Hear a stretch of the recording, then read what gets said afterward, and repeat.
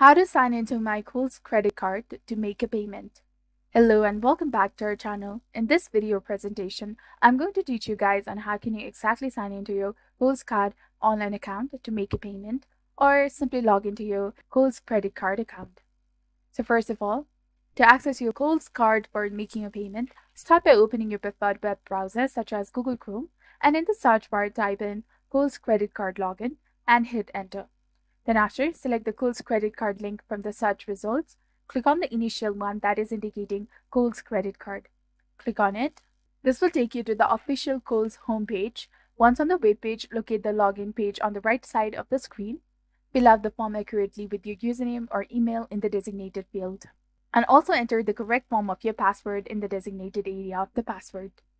Now click on Login, which is highlighted in black color, in order to successfully log into your Kohl's credit card account.